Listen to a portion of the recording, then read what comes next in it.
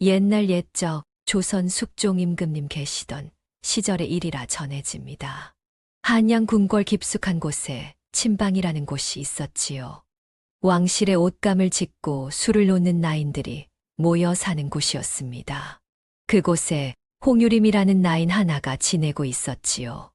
나이는 28, 궁에 들어온 지 20해가 넘은 여인이었습니다.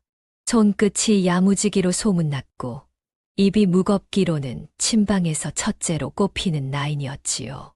그날 밤도 유림은 바느질감을 무릎 위에 올려놓고 바늘을 놀리고 있었습니다. 밤이 깊었습니다. 다른 나인들은 진작 잠자리에 들었고 침방에는 유림 혼자뿐이었지요. 기름 등잔 하나가 가느다란 불꽃을 떨고 있었고 바늘이 천을 뚫을 때마다 사각사각 소리가 났습니다. 유림은 그 소리가 좋았습니다. 고요한 밤, 자신만의 시간이었지요. 그때였습니다. 복도 저편에서 다급한 발소리가 들려왔습니다. 한 사람이 아니었습니다. 두어 명이 뭔가에 쫓기듯 뛰어오고 있었지요. 유림이 고개를 들기도 전에 방문이 벌컥 열렸습니다. 왕비 전하의 지밀 상궁이었습니다. 궁에서 20년을 산 유림도 처음 보는 얼굴이었지요. 상궁의 얼굴이 눈물로 범벅이 되어 있었습니다. 머리는 헝클어져 있었고 두 손은 사시나무처럼 떨리고 있었습니다. 상궁의 품에 보자기로 쌓인 무언가가 안겨 있었습니다. 그것이 꿈틀거렸습니다. 그리고 가냘픈 울음소리가 새어나왔지요. 아이였습니다. 유림은 바늘을 쥔 채 얼어붙었습니다. 상궁이 유림 앞에 무릎을 꿇었지요. 궁궐에서 상궁이 나인에게 무릎을 꿇는 일은 있을 수 없는 일이었습니다. 유림의 심장이 벌렁거리기 시작했지요. 유림아, 지금 당장 이 아이를 데리고 궁을 나가거라. 유림은 입을 열었지만 말이 나오지 않았습니다. 상궁이 유림의 두 손을 붙잡았지요. 상궁의 손이 얼음장처럼 차가웠습니다. 이것은 왕비 마마의 명이시다. 돌아오지 말고 이 아이를 살려라. 살려라. 그 한마디가 유림의 귓전을 때렸습니다. 살려라는 것은 살리지 않으면 죽는다는 뜻이었습니다. 유림은 묻고 싶었지요. 이 아이가 누구인지, 왜 궁 밖으로 보내야 하는지, 무엇이 이 아이를 죽이려 하는 것인지. 하지만 입이 열리지 않았습니다. 묻는 것이 허락되지 않는 자리라는 것을 20해 궁궐살이가 본능으로 알고 있었지요. 상궁이 아이를 유림의 품에 안겼습니다. 따스한 온기가 가슴으로 스며들었지요. 갓 태어난 아이였습니다. 핏기가 채 가시지 않은 작은 얼굴, 주먹보다 작은 손, 새근새근 올라오는 전내. 아이는 유림의 품에 안기자 울음을 그치고 작은 입술을 오물거렸습니다. 마치 유림을 알아보기라도 한 것처럼 말이지요. 상궁이 유림의 손에 작은 주머니를 쥐어 주었습니다. 노잣돈 몇 냥과 접힌 종이 한 장이 들어 있었지요. 유림은 종이를 펼쳤습니다. 왕비의 친필이었습니다. 단 한 줄이 적혀 있었지요.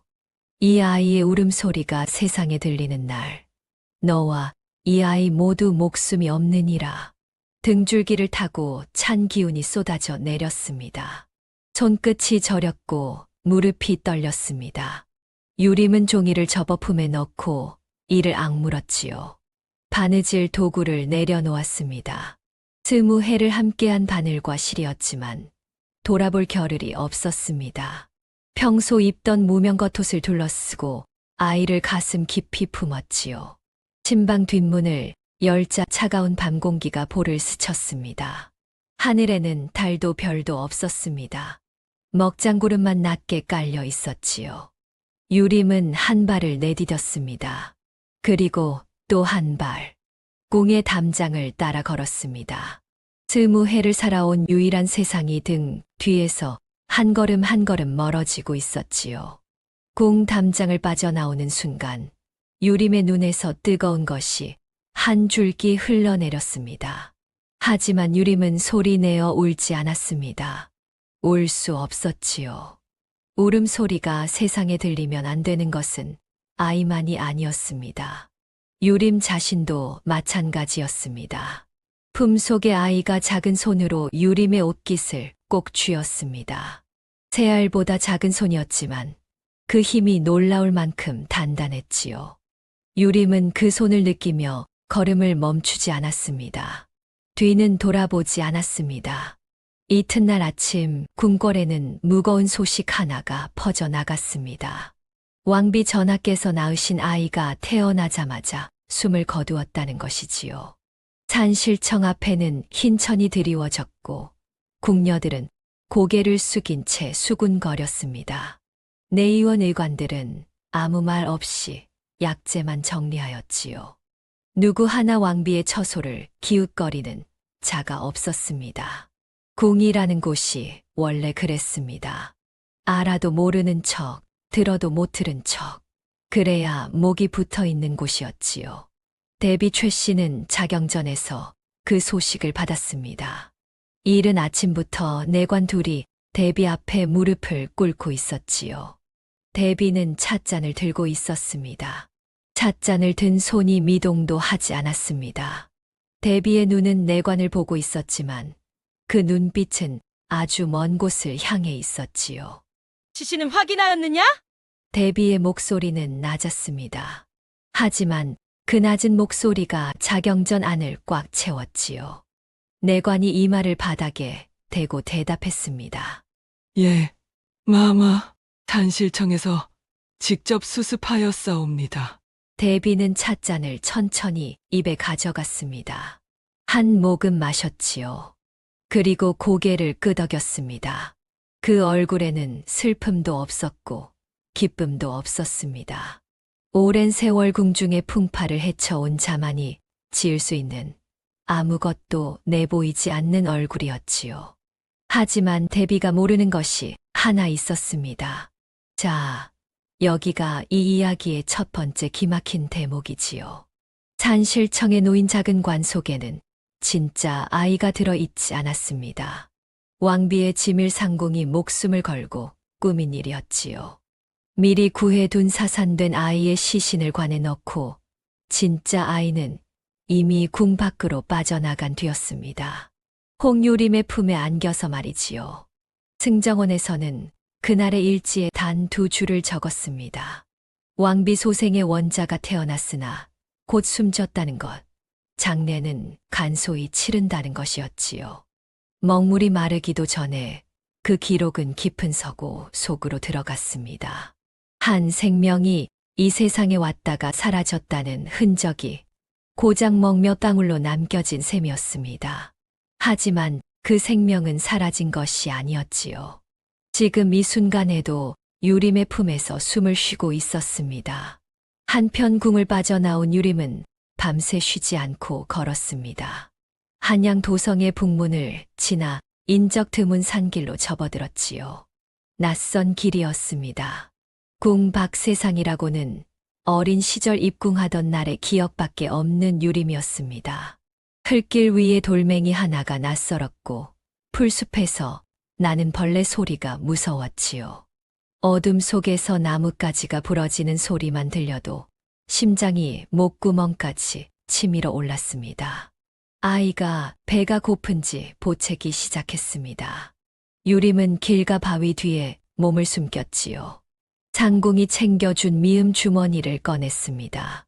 작은 숟가락으로 한술 떠서 아이의 입에 넣어주는데 손이 떨려가는 턱 아래로 흘러내렸습니다. 아이가 입을 벌리고 울음을 터뜨리려 했지요. 유림은 재빨리 아이의 입에 새끼손가락을 물렸습니다. 아이가 손가락을 빨며 진정했습니다. 울지 마라. 울어서는 안 된다. 유림은 나지막이 중얼거렸습니다. 아이에게 하는 말인지 스스로에게 하는 말인지 알 수 없었지요. 품속의 왕비 친필이 가슴을 짓눌렀습니다. 울음소리가 세상에 들리면 죽는다는 그 한 줄이 밤 공기보다 더 차갑게 유림의 숨통을 조여 오고 있었습니다. 멀리 한양 쪽에서 달구는 소리가 들려왔습니다. 새벽이 오고 있었지요. 유림은 미음 주머니를 다시 품에 넣고 자리에서 일어났습니다. 아이를 가슴에 꼭 안았습니다. 갈 곳은 정해지지 않았지만 뒤에 두고 온 곳만은 분명했습니다. 다시는 돌아갈 수 없는 곳이었지요. 유림이 한양을 떠난 지 사흘째 되는 날이었습니다. 북쪽으로 향하는 산길은 갈수록 험해졌지요. 겨울이었습니다. 바람이 매서웠습니다. 칼로 살을 베는 것 같다는 말이 있는데 그날의 바람이 딱 그러했지요. 유림은 얇은 무명 겉옷 하나로 아이를 감싸 안은 채 걸었습니다. 발가락 끝은 진작 감각을 잃었고 입술은 바짝 말라 갈라져 있었지요. 하지만 멈출 수 없었습니다. 멈추면 얼어 죽는 것은 유림이 아니라 품속의 아이였습니다. 사흘 동안 제대로 먹은 것이 없었지요. 장궁이 챙겨준 미음은 어젯밤에 바닥이 났고 노잣돈으로 산 보리떡 두어 개가 유림이 먹은 전부였습니다. 배가 고팠지만 그보다 더 무서운 것은 아이의 먹을 것이 떨어졌다는 것이었지요. 아이가 배고파 울면 어쩔 것입니까? 울음소리가 세상에 들리면 안 되는 아이였습니다. 저물녘이 되었을 때 눈앞에 넓은 강이 나타났습니다. 유림은 멈춰 섰지요. 강이 넓었습니다. 건너편이 아득했습니다. 강 위로 하얀 눈발이 쏟아지고 있었고 물살은 검은 뱀처럼 소리 없이 흘러가고 있었지요. 유림은 강을 바라보며 입술을 깨물었습니다. 건너야 했습니다. 한양에서 멀어지려면 이 강을 건너야 했지요. 강 언덕 아래로 허름한 나루터가 보였습니다. 낡은 나룻배 한 척이 기둥에 묶여 출렁이고 있었고 그 옆에 사내 하나가 모닥불을 쬐며 앉아 있었지요. 투박한 얼굴에 거친 손을 가진 뱃사공이었습니다. 이 사내가 바로 최두협이었습니다. 유림이 언덕을 내려오자 두협이 고개를 들었지요. 이 눈보라의 강을 건너시겠소? 두협의 목소리는 대수롭지 않았습니다. 하지만 눈은 유림의 행색을 아래 위로 훑고 있었지요. 얇은 겉옷, 흙투성이 신발, 그리고 품에 꼭 안긴 무언가. 두협의 시선이 유림의 가슴팍에 잠깐 머물렀습니다. 건너야 합니다. 제발 배를 띄워 주십시오. 유림의 목소리가 갈라졌습니다. 사흘을 걸으며 거의 말을 하지 않았던 터라 목이 쉬어 있었지요. 두협은 유림을 한참 쳐다보았습니다. 궁녀 복색은 아니었지만 말투가 범상치 않았지요. 산골 여인네의 말투가 아니었습니다. 작슨 있소? 유림이 주머니에서 은전 두 잎을 꺼내 내밀었습니다. 두협은 은전을 받아 이에 물어보았지요. 고개를 끄덕이며 자리에서 일어났습니다. 그것으로 충분했습니다. 돈 앞에서 궁금한 것은 접어두는 것이 뱃사공의 처세였지요. 배 위에서 유림은 아이를 가슴 깊숙이 품고 몸을 웅크렸습니다. 눈발이 점점 거세졌지요. 눈송이가 눈꺼풀 위에 내려앉아 녹으며 차가운 물줄기가 볼을 타고 흘렀습니다. 강물이 배 위로 튀어 올라 옷자락을 적셨지요. 아이가 찬 물기에 놀라 몸을 비틀었습니다. 울음이 터지려는 것이었지요. 유림은 재빨리 손바닥으로 아이의 등을 쓸어 주었습니다. 작은 심장이 손바닥 아래에서 콩닥콩닥 뛰는 것이 느껴졌습니다. 조금만 참아라. 조금만. 유림이 입술만 움직여 말했지요. 아이가 유림의 체온을 느꼈는지 다시 조용해졌습니다. 강 한가운데에 이르렀을 때였습니다. 유림이 무심코 왔던 쪽을 돌아보았지요. 그리고 심장이 철렁 내려앉았습니다. 언덕 위로 횃불 두어 개가 나타난 것이었습니다. 횃불은 빠르게 나루터 쪽으로 내려오고 있었지요. 하나가 아니었습니다. 셋, 아니 넷이었습니다. 유림의 얼굴에서 핏기가 사라졌습니다. 빨리, 더 빨리 저어 주십시오. 목소리가 떨렸습니다. 두협은 대꾸 없이 노만 저었지요. 표정이 묘했습니다. 눈보라 사이로 횃불의 불빛이 점점 커지는 것이 보였습니다. 유림은 아이를 안은 팔에 온 힘을 주었지요. 이를 악물었습니다. 들키면 끝이었습니다. 이 아이도 자신도 살아남을 수 없었지요. 노 젓는 소리, 물 튀는 소리, 눈 내리는 소리, 그리고 유림의 심장 뛰는 소리. 그 네 가지 소리만이 세상의 전부인 것 같았습니다. 배가 마침내 건너편 언덕에 닿았습니다. 뱃머리가 모래밭에 끌리는 소리가 났지요. 유림은 배에서 뛰어내렸습니다. 뒤도 돌아보지 않았습니다. 눈 쌓인 갈밭 속으로 뛰어들었지요. 갈대가 허벅지를 때렸고 눈밭에 발이 빠졌지만 멈출 수 없었습니다. 한참을 달렸습니다. 숨이 턱까지 찼지요. 더 이상 한 발도 뗄 수 없을 때 유림은 커다란 소나무 아래에 주저앉았습니다. 거친 숨을 몰아쉬며 뒤를 돌아보았지요. 강 건너편의 횃불이 강가에 멈춰 있었습니다. 배가 없으니 건너오지 못하는 것이었지요. 강이 유림과 추격자 사이를 갈라준 것이었습니다. 유림은 소나무 등걸에 등을 기대고 하늘을 올려다보았습니다.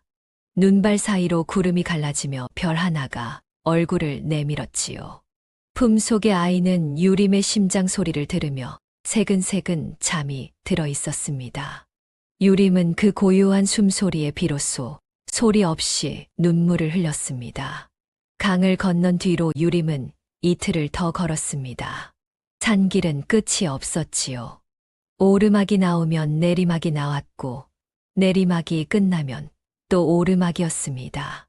유림의 신발 밑창은 젖어서 너덜너덜해졌고 발 뒤꿈치에 잡힌 물집은 터져서 살이 드러나 있었지요. 걸을 때마다 뜨거운 통증이 발끝에서 허리까지 올라왔습니다. 그래도 멈출 수 없었습니다. 멈추는 순간 다시 일어설 수 없을 것 같았으니까요. 미음이 떨어진 지 하루가 넘었습니다. 아이의 얼굴이 불그락 푸르락해지더니 입을 크게 벌렸지요. 울음이 터지기 직전이었습니다. 유림은 재빨리 새끼손가락을 아이의 입에 물렸습니다. 아이가 손가락을 빨며 잠시 진정했지만 빈 손가락에서 젖이 나올 리 없었지요. 유림은 고개를 돌려 주변을 살폈습니다. 눈밭과 앙상한 나뭇가지뿐이었습니다. 생전 처음으로 하늘이 원망스러웠지요. 닷새째 되는 날 해질 무렵이었습니다. 산모퉁이를 돌아서는데 골짜기 아래로 연기 줄기가 보였지요. 굴뚝 연기였습니다. 유림은 걸음을 멈추고 눈을 비볐습니다. 헛것이 아닌가 싶었지요. 하지만 분명했습니다. 초가지붕 위에 하얀 눈이 소복이 쌓여 있었고 굴뚝마다 밥 짓는 연기가 피어오르고 있었습니다. 된장국 내음이 바람결에 코끝을 스쳤지요. 유림의 무릎에서 힘이 빠졌습니다. 하마터면 그 자리에 주저앉을 뻔했지요. 유림은 마을 어귀의 빈 움막을 얻어 자리를 잡았습니다. 지붕에 구멍이 숭숭 나 있었고 벽 틈새로 바람이 들어왔지만 눈보라를 피할 수 있다는 것만으로도 고마운 곳이었지요. 마른 풀을 모아 바닥에 깔고 겉옷을 벗어 아이를 감쌌습니다. 며칠이 지나자 마을 사람들이 하나둘 찾아왔지요. 이웃집 안악은 좁쌀죽을 끓여왔고 촌장의 부인은 베네쩍 오리를 가져다 주었습니다. 유림은 절을 하고 또 절을 했지요. 궁에서는 남에게 절하는 법을 배운 적이 없었습니다. 하지만 몸이 저절로 숙여졌습니다. 아이 이름이 무엇이오? 촌장 부인이 아이의 볼을 어루만지며 물었지요. 유림은 그제야 깨달았습니다. 이 아이에게 아직 이름이 없었습니다. 궁에서 나올 때 상궁은 이름을 알려주지 않았지요. 태어나자마자 죽은 것으로 처리된 아이에게 누가 이름을 지어 주었겠습니까? 그날 밤이었습니다. 유림은 아이를 무릎에 눕히고 가만히 얼굴을 들여다보았지요. 등잔 불빛에 비친 아이의 얼굴은 보름달처럼 둥글고 맑았습니다. 작은 코가 오똑했고 이마가 넓었지요. 유림은 아이의 이마를 손가락으로 살며시 쓸어 주었습니다. 아이가 잠결에 입꼬리를 올렸지요. 웃는 것 같았습니다. 다모라 부르마. 유림의 입에서 절로 나온 이름이었습니다. 맑을 담에 넓을 호. 맑고 넓은 마음으로 세상을 살아가라는 뜻이었지요. 이름을 부르는 순간 유림의 가슴 속에서 무언가가 달라지는 것을 느꼈습니다.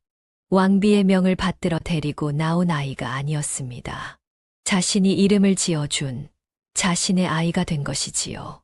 다모야, 다모야. 몇 번이고 불러보았습니다. 아이가 잠결에 작은 손을 허공으로 뻗었지요.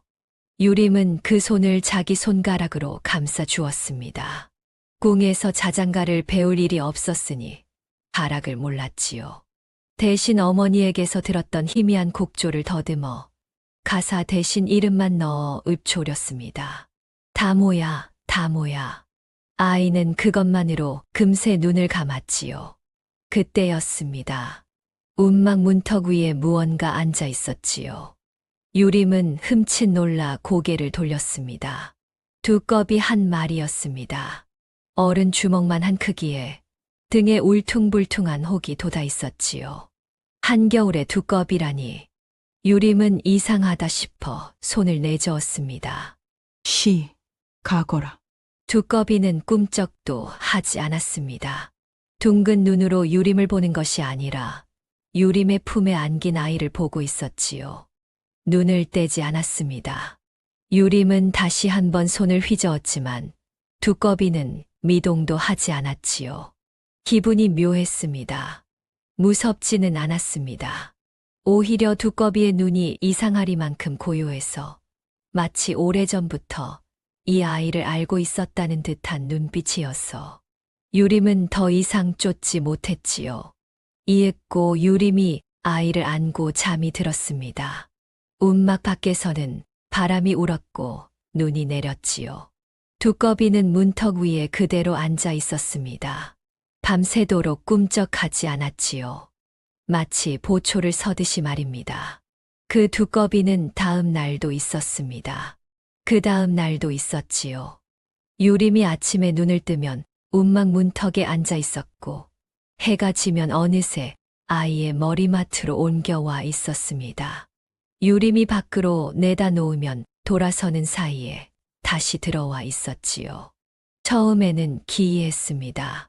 한겨울에 두꺼비가 얼어 죽지도 않고 살아있다는 것 자체가 말이 되지 않았으니까요. 마을 사람들도 수군거렸지요. 저 움막에 두꺼비가 하나 붙어 산다던데 한겨울에. 그게 말이 돼요? 하지만 두꺼비는 아무에게도 해를 끼치지 않았습니다. 그저 아이 곁에 있을 뿐이었지요. 이상한 것은 또 있었습니다. 두꺼비가 온 뒤로 아이가 밤에 울지 않았습니다. 전에는 배가 고프면 얼굴이 시뻘개지도록 보채던 아이가 두꺼비가 머리맡에 앉아있는 밤에는 새근새근 잠만 잤지요. 유림은 고개를 갸우뚱했지만 깊이 생각하지 않았습니다. 아이가 울지 않는다는 것만으로도 감사한 일이었으니까요. 봄이 오고 여름이 지나고 가을이 왔습니다. 다모는 무럭무럭 자랐지요. 두 다리로 뒤뚱거리며 걷기 시작하더니 어느 날은 움막 마당을 종종 걸음으로 뛰어다녔습니다. 마을 사람들은 다모를 귀여워했지요. 어느 집에 가든 과일 한 조각, 떡 한 쪽이 다모의 손에 쥐어졌습니다. 그런데 사람들의 눈길에 호의만 담긴 것은 아니었지요. 다모가 클수록 감추기 어려운 것들이 드러나고 있었습니다. 겨우 2살이 되었을 무렵부터 말을 또렷하게 했지요. 4살이 되자 유림이 들려주는 이야기를 한 번 듣고 그대로 외워 읊었습니다. 5살에는 마을 훈장이 가르치는 천자문을 또래보다 석 달이나 빨리 떼었지요. 훈장이 고개를 갸우뚱하며 아이를 유심히 보는 동안 동네 사람들이 뒤에서 수군거리기 시작했습니다. 저 아이 좀 보게 상골에서 저런 아이가 나올 수 있나? 어미가 범상치 않은 게야. 유림은 웃어 넘겼지만 속으로는 가시방석에 앉은 듯 했지요. 문제는 그뿐만이 아니었습니다. 다모의 걸음걸이는 산골 아이치고 지나치게 반듯했고 말투에는 가르치지 않은 기품이 배어 있었지요. 어느 날은 마을 아이들과 놀다가 흘바닥에 글씨를 쓰는데 그 필체가 어찌나 단정한지 지나가던 약장수가 발걸음을 멈추고 한참을 들여다볼 정도였습니다. 저 아이 필체가 양반댁 도련님 같구만. 그 한마디에 유림의 얼굴에서 핏기가 빠졌지요. 황급히 다모의 손을 잡고 집으로 돌아왔습니다. 다모야. 앞으로는 밖에서 글씨를 쓰면 안 된다. 왜 그러시옵니까, 어머니? 다모의 맑은 눈이 유림을 올려다보았지요. 유림은 차마 까닭을 말할 수 없었습니다. 이 아이가 누구의 핏줄인지 유림 자신도 모르는데 세상이 먼저 알아채고 있었지요. 밤이면 유림은 잠든 다모의 얼굴을 내려다보며 한숨을 삼켰습니다. 자랄수록 빼어나게 준수해지는 이목구비, 흙을 만져도 티 없이 고운 손, 누가 가르치지 않아도 절로 갖추어지는 예절. 이 모든 것이 유림에게는 기쁨이면서 동시에 두려움이었지요. 마을 사람들의 수군거림은 날이 갈수록 잦아졌습니다. 유림의 내력을 아는 이는 아무도 없었고 홀로 아이를 키우는 젊은 여인에 대한 궁금증은 커져만 갔지요. 유림은 밤마다 보따리를 싸야 하는 것은 아닌지 고민했습니다. 하지만 다모가 마을 벗들과 웃으며 뛰노는 모습을 보면 차마 다시 길 위로 나설 수가 없었지요. 그날 밤이었습니다. 유림이 뒤척이다 잠에서 깼지요. 움막안이 이상하리만큼 고요했습니다.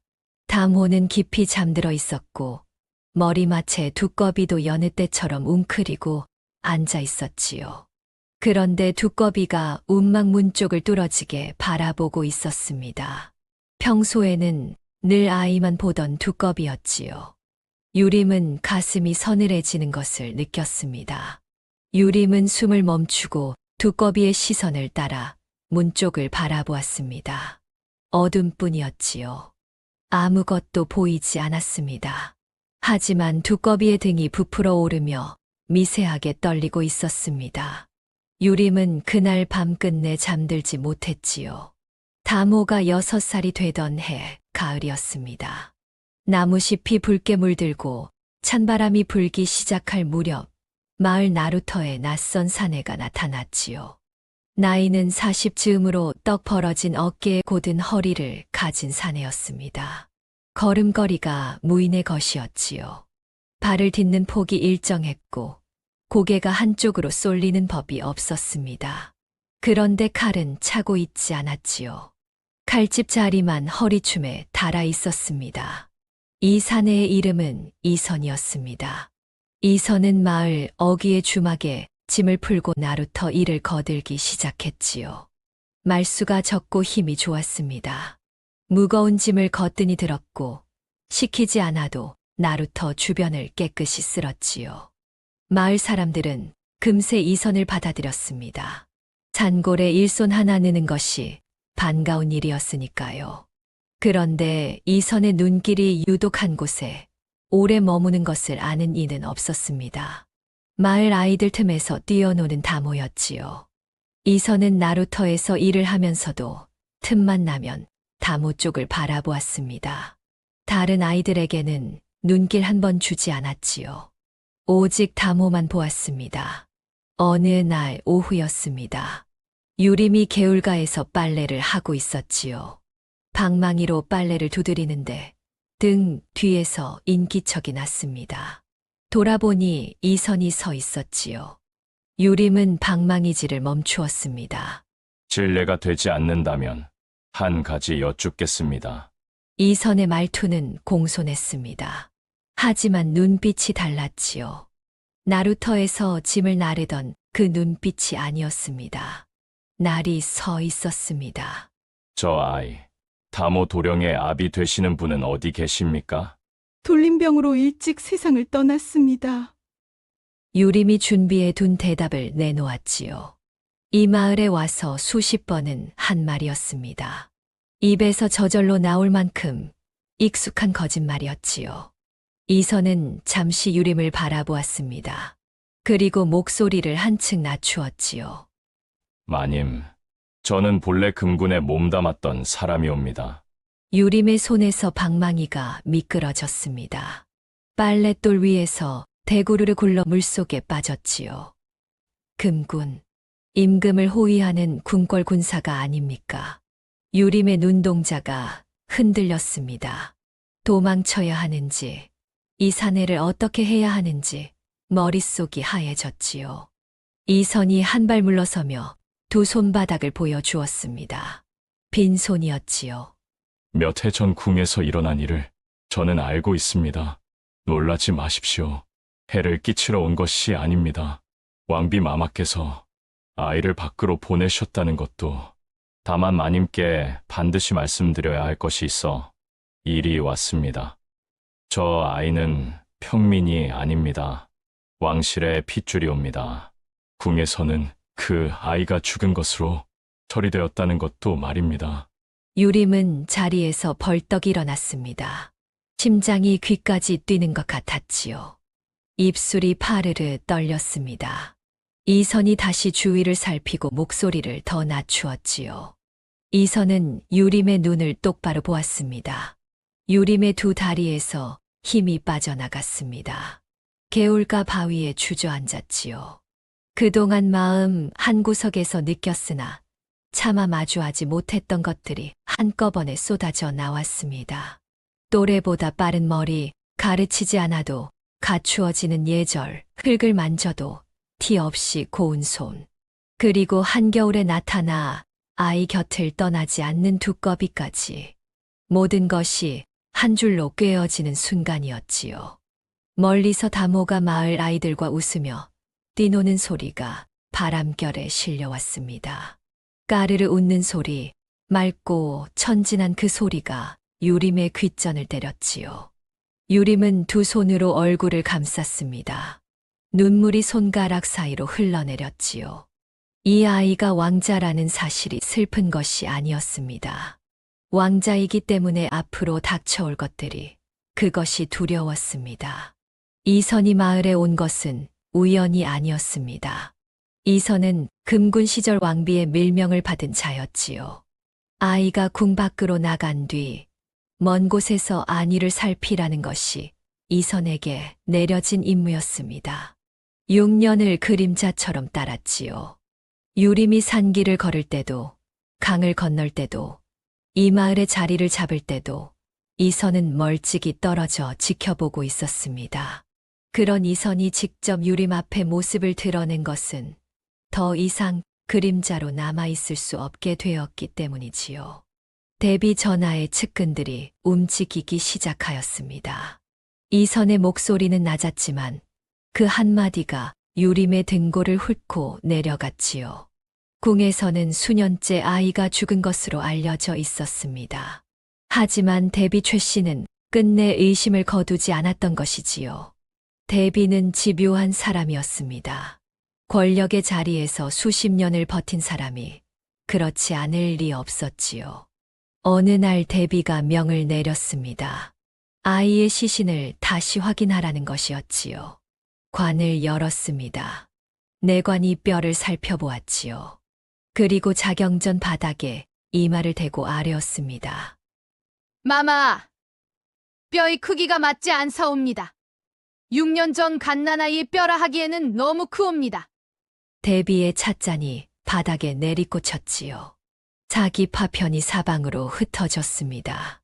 내관들이 고개를 바닥에 쳐박았지만 아무도 숨소리조차 내지 못했지요. 대비의 얼굴은 돌처럼 굳어 있었습니다. 속았다는 것을 깨달은 것이지요. 찾아라. 대비의 목소리가 자경전을 채웠습니다. 산 넘고 물 건너 어디에 숨었든 반드시 찾아오너라. 대비의 명을 받은 자들이 한양을 빠져나갔지요. 포졸로 위장한 자, 보부상 행색을 한 자, 약장수로 꾸민 자, 여러 갈래로 나뉘어 팔도의 마을을 샅샅이 뒤지기 시작하였습니다. 이선의 옛 동료가 목숨을 걸고 전해준 소식에 따르면 수색대가 이미 북쪽 고을까지 내려왔다고 하였지요. 유림이 숨어 있는 이 산골 마을까지 닿는 것은 시간 문제였습니다. 마님, 이곳을 떠나셔야 합니다. 이선이 단호하게 말했지요. 유림은 고개를 끄덕이면서도 가슴이 무너지는 것 같았습니다. 다모가 처음으로 벗을 사귀고, 처음으로 글을 배우고, 처음으로 마음 놓고 뛰어놀았던 곳이었지요. 또다시 이 아이의 세상을 빼앗아야 한다는 것이 어미로서 견디기 어려운 일이었습니다. 이선은 산 너머 깊은 골짜기에 은신처를 잡아두었지요. 사람의 발길이 닿지 않는 곳이었습니다. 유림은 그날 밤 보따리를 꾸렸지요.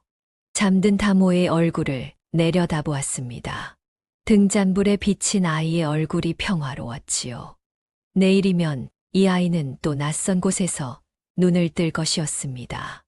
유림이 보따리 끈을 묶는데 방구석에서 움직임이 느껴졌지요. 두꺼비였습니다.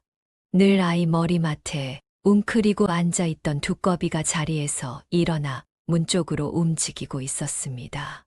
느릿느릿 문턱을 넘더니 마당으로 나갔지요. 유림은 이상하다 싶어 뒤를 따랐습니다.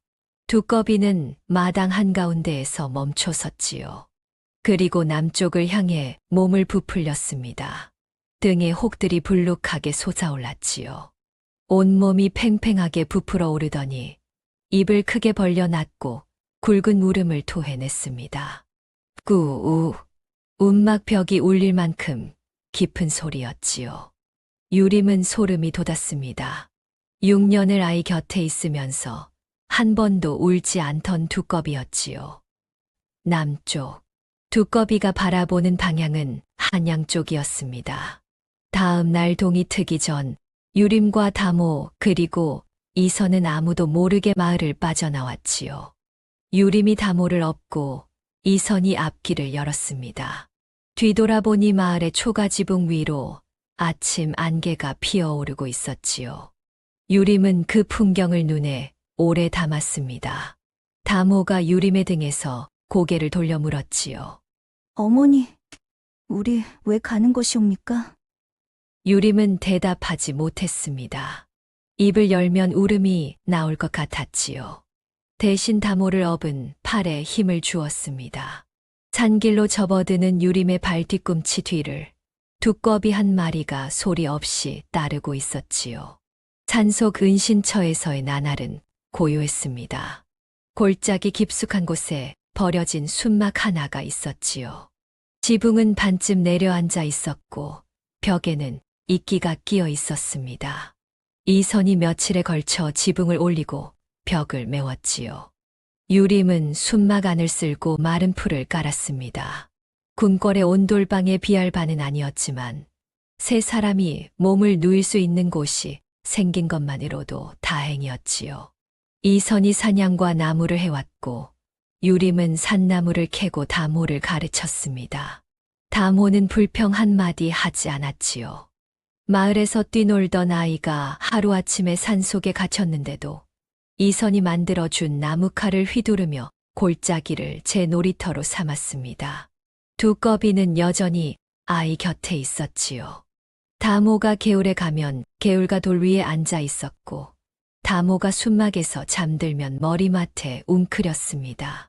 문제는 소금과 곡식이었지요. 산속에서는 구할 수 없는 것들이었습니다. 보름에 한 번씩 누군가 마을로 내려가 물자를 사와야 했지요. 이선이 그 일을 맡았습니다. 그런데 어느 날 이선이 산길에서 발목을 접었지요.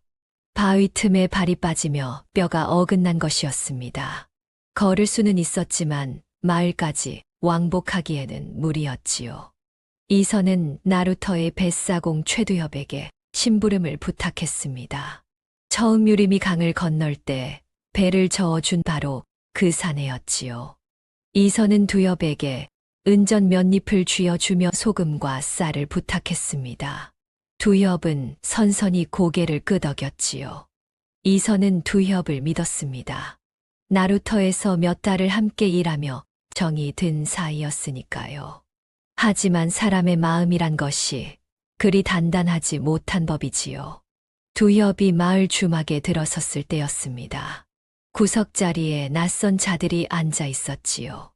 보부상 차림이었지만 눈매가 예사롭지 않았습니다. 술잔을 기울이면서도 주막 안을 훑은 눈빛이 장사꾼의 것이 아니었지요. 대비가 보낸 수색대였습니다.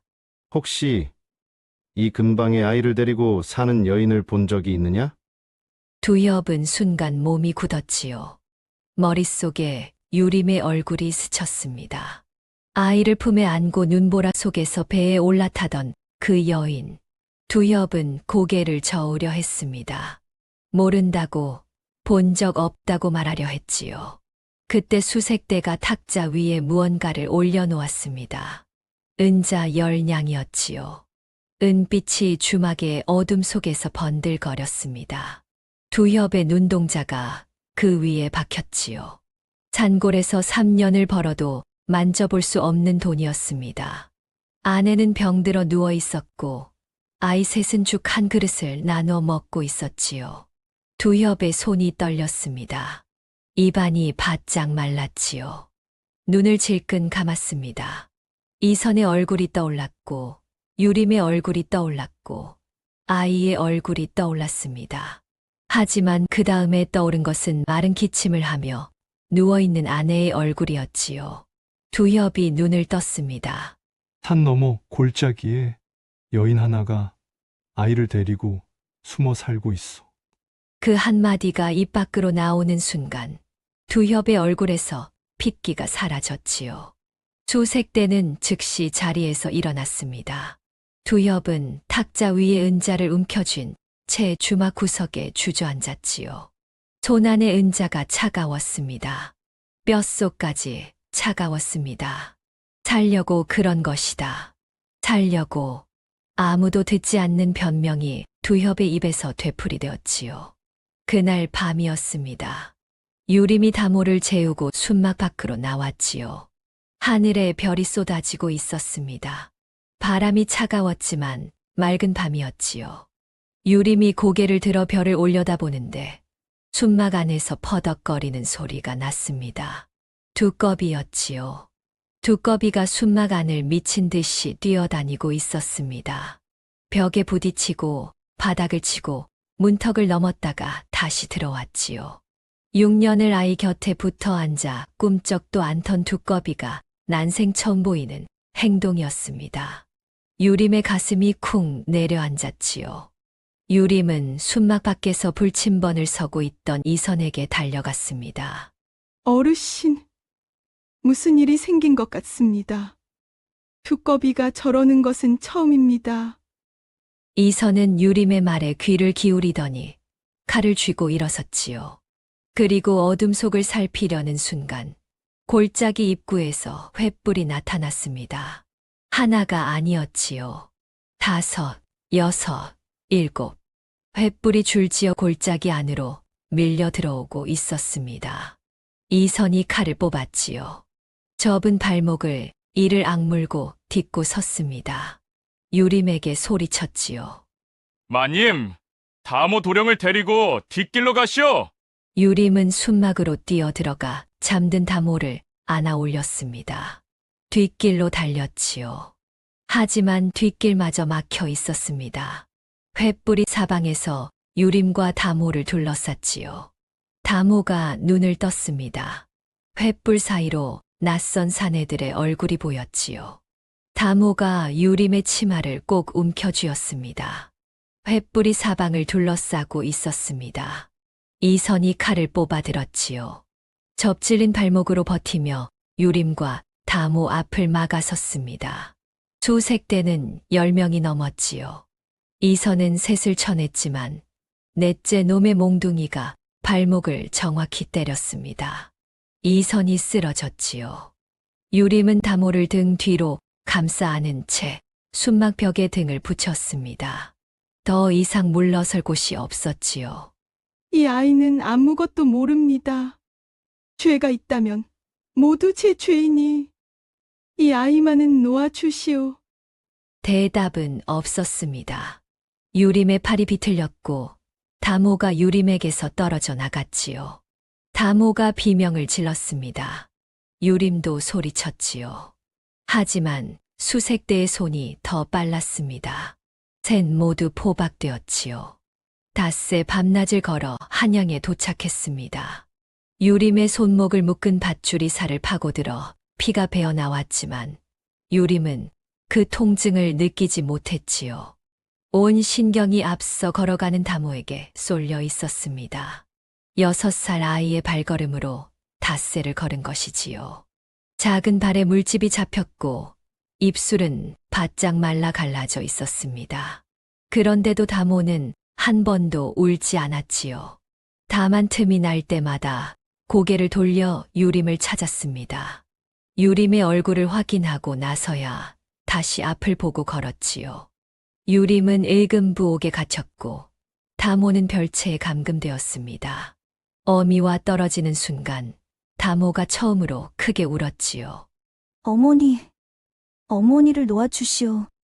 6살 아이의 목소리가 일금부 마당에 울려 퍼졌습니다. 유림은 끌려가면서 소리쳤지요. 다모야, 울지 마라. 어머니는 괜찮으니 울지 마라. 괜찮지 않았습니다. 아무것도 괜찮지 않았지요. 대비 최 씨가 직접 일금부로 내려왔습니다. 유림 앞에 선 대비의 얼굴에는 차가운 승리감이 서려 있었지요. 내년이 감히 왕실을 기만하였구나. 유림은 바닥에 엎드려 있다가 고개를 들었습니다. 대비의 눈을 똑바로 올려다보았지요. 기만한 것이 아니옵니다. 살린 것이옵니다. 대비는 유림을 국문에 붙이라 명하였지요. 하지만 이 소식이 임금의 귀에 닿는 것까지 막을 수는 없었습니다.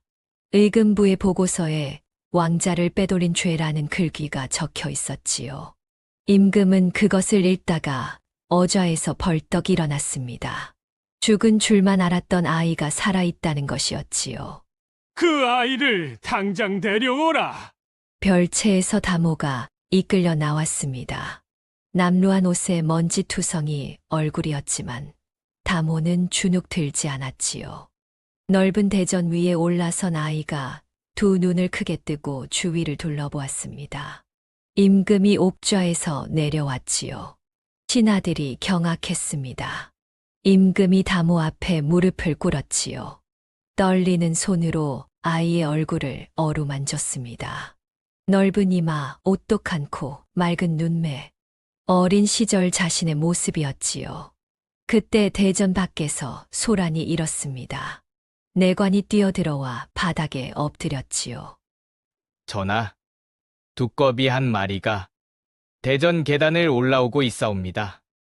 아무리 쫓아도 물러나지 않사옵니다. 대전 문턱 위로 두꺼비가 느릿느릿 기어올랐지요. 아무에게도 눈길을 주지 않고 대전 한가운데를 가로질러 다모 앞에서 멈추었습니다. 그리고 입을 벌렸지요. 툭! 작은 것이 바닥에 떨어져 굴렀습니다. 돌바닥 위에서 맑은 소리가 났지요. 내관이 집어 올렸습니다. 옥으로 만든 작은 패였지요. 먼지를 닦아 내자 왕실 문양이 드러났습니다. 임금의 얼굴이 하얗게 변했지요. 그것은 원자에게 내린 태실 옥패가 아니냐? 6년 전 아이와 함께 사라진 바로 그것이었습니다. 임금이 다모를 바라보았지요. 그리고 대전 안의 모든 사람이 들을 수 있도록 선언했습니다. 이 아이가 심의 아들이니라. 임금의 눈이 천천히 대비 최 씨를 향해 돌아갔지요. 대비가 감히 왕족의 핏줄을 죽이려 하였느냐? 대비의 얼굴이 처음으로 무너졌습니다. 수십 년을 궁에서 버텨온 그 얼굴이 임금의 한마디 앞에서 사색이 된 것이지요. 포박이 풀린 유림이 대전으로 들어왔습니다. 다모가 유림을 보았지요. 달려왔습니다. 유림의 치마폭에 얼굴을 묻었지요. 유림은 다모의 머리를 끌어안았습니다. 말이 나오지 않았지요. 말 대신 눈물만 쏟아졌습니다. 대전 위의 신하들도 포졸들도 그 앞에서는 아무도 입을 열지 못했지요. 대비 최 씨에게는 유패가 내려졌습니다. 왕실의 핏줄을 해하려 한 죄는 어떤 권세로도 막을 수 없는 것이었지요. 대비는 모든 권한을 빼앗기고 궁궐 외진 처소에 갇혔습니다. 바깥 세상과 영영 단절된 것이지요. 수십 년을 쥐고 흔들던 권력이 하룻밤 사이에 재처럼 흩어졌습니다. 뱃사공 최두협에게는 유배형이 내려졌지요. 재산은 몰수되었고 머나먼 섬으로 쫓겨나게 되었습니다. 두협은 끌려가면서도 고개를 들지 못했지요. 살려고 저질렀다는 말은 끝내 자신조차 용서할 수 없는 변명이었습니다. 임금은 유림을 어전으로 불렀지요. 내가 치매의 핏줄을 목숨 걸어 살리고 키웠다니 짐이 그 은혜를 어찌 다 갚겠는가? 임금은 유림에게 수간 부인의 자귀를 내렸습니다. 한양 북촌의 기와집을 하사하였고 논밭 100마지기와 노비 10명을 내려주었지요. 궁중 출입까지 허락하였으니 미천한 궁녀 하나가 하루아침에 당당한 부인의 반열에 오른 것이었습니다. 궁 안팎이 술렁거렸지요. 나인 출신이 자기를 받다니 전대미문의 일이었습니다. 하지만 임금의 은혜는 거기서 끝이 아니었지요. 임금은 유림에게 옥으로 만든 패를 하나 더 내렸습니다. 이 패를 가진 자는 언제든 궁에 들어와 왕자를 만날 수 있느니라. 짐이 살아있는 한 아무도 이것을 빼앗지 못할 것이다. 유림은 이 말을 바닥에 대고 절을 올렸지요. 눈물이 바닥을 적셨습니다. 미천한 궁녀가 왕자의 어미로 인정받는 순간이었지요. 며칠 뒤 유림은 다모를 만나러 궁으로 들어갔습니다. 다모는 이미 왕자의 옷을 입고 있었지요. 남루한 산골 아이의 모습은 온데간데 없었습니다. 비단 도포에 옥관자를 달고 허리를 꼿꼿이 세운 어린 왕자가 유림 앞에 서 있었지요. 다모가 유림을 올려다보더니 입을 열었습니다. 어머니. 그 한마디에 유림의 눈물이 왈칵 쏟아졌지요. 유림은 다모를 꼭 끌어안았습니다. 비단 옷에서 나는 향내음이 낯설었지만 품에 안긴 온기만은 움막에서 이 아이를 처음 안았던 그 밤과 조금도 다르지 않았지요. 임금은 유림에게 궁에 머물러도 좋다고 하였습니다. 유림은 한참을 말없이 서 있다가 고개를 숙여 사양하였지요. 전하, 저 아이는 이제 왕자로 살아야 하옵니다. 산골 움막의 어미가 늘 곁에 있으면 아이의 앞길에 걸림이 되옵니다. 하지만 전하께서 내려주신 패가 있사오니 그리울 때 찾아뵙겠나이다. 유림은 북촌의 기와집에서 새 삶을 시작했지요. 넓은 마당에 감나무와 대추나무가 서 있었고 안채에는 온돌이 깔려 있었습니다. 움막의 찬바람에 떨던 날들이 꿈만 같았지요. 이선이 가까이에 살며 살림을 돌보아 주었고 마을 사람들은 유림을 수간 부인이라 불렀습니다. 품팔이 궁녀에서 한양의 부인이 된 것이지요. 계절이 바뀔 때마다 궁에서 비단과 곡식이 내려왔습니다. 본에는 이의 이름은 적혀 있지 않았지만 유림은 알고 있었지요. 다모가 보내는 것이라는 걸 말입니다. 유림도 달마다 궁을 찾아 다모를 만났지요. 왕자의 예법을 배우느라 바빠진 다모였지만 유림이 오는 날만은 공부를 젖혀두고 대전 밖까지 뛰어나와 유림을 맞았습니다. 그러던 어느 날이었지요. 유림이 아침에 대문을 열었는데 대문 앞 돌계단 위에 무언가 놓여 있었습니다. 보자기에 쌓인 묵직한 것이었지요. 유림은 고개를 갸우뚱하며 보자기를 풀었습니다. 그리고 눈이 휘둥그레졌지요. 금덩이였습니다. 어른 주먹만 한 크기에 아침 햇살을 받아 눈이 부시도록 빛나고 있었지요. 금덩이 옆에 축축한 자국이 남아 있었습니다. 유림은 그 자국을 보는 순간 온몸에 소름이 돋았지요. 두꺼비가 지나간 자국이었습니다. 유림은 천천히 고개를 들어 주위를 둘러보았지요. 대문 앞 길 위에도 담장 아래에도 두꺼비의 모습은 보이지 않았습니다. 다만 기와집 건너편 야트막한 동산 위에 아침 안개 사이로 무언가 웅크리고 앉아 있는 것이 보였지요. 멀어서 또렷하지는 않았습니다. 하지만 유림은 알았지요. 둥글고 울퉁불퉁한 그 형체가 무엇인지 말입니다. 두꺼비가 유림을 바라보고 있었습니다. 아니, 유림을 바라보는 것이 아니었지요. 유림의 뒤편, 궁궐이 있는 쪽을 바라보고 있었습니다. 마치 저 안에 있는 아이가 잘 있는지 마지막으로 한번 살피는 것처럼 말이지요. 유림이 눈을 깜빡이는 사이 안개가 밀려왔습니다. 안개가 걷히자 동산 위에는 아무것도 없었지요. 두꺼비는 사라져 있었습니다. 6년을 한결같이 아이를 지키고 위험을 알려주고 진실을 증명해 주었던 그 두꺼비가 마지막으로 복까지 물어다 놓고 떠난 것이지요. 유림은 금덩이를 두 손으로 안은 채 한참을 서 있었습니다. 그리고 동산을 향해 깊이 고개를 숙였지요. 세월이 흘렀습니다. 유림은 북촌의 기와집에서 부족함 없이 살았지요. 임금이 내린 토지에서 해마다 곡식이 넘쳐났고 두꺼비가 남긴 금으로 집을 더 넓혔습니다. 이웃에 어려운 이가 있으면 곡식을 나누었고 마을 아이들에게 글을 가르치기도 했지요. 사람들은 유림을 존경했습니다. 왕자를 살린 여인, 하늘이 복을 내린 여인이라고 했지요. 다모는 왕자로서 훌륭하게 자라났습니다. 해마다 유림의 기와집에 쌀과 비단을 보냈고 명절이면 친필 편지를 보내왔지요. 편지의 글씨는 해가 갈수록 의젓해졌지만 마지막 줄은 언제나 같았습니다. 어머니, 건강하시옵니까? 유림은 그 편지를 받을 때마다 마루에 앉아 소리내어 읽었지요. 그리고 환하게 웃으며 답장을 썼습니다. 다모야, 내가 잘 있으면 되었. 어머니는 이 세상에서 가장 행복한 사람이란다. 오늘 야담집의 이야기는 여기까지입니다. 모두 어떻게 보셨나요?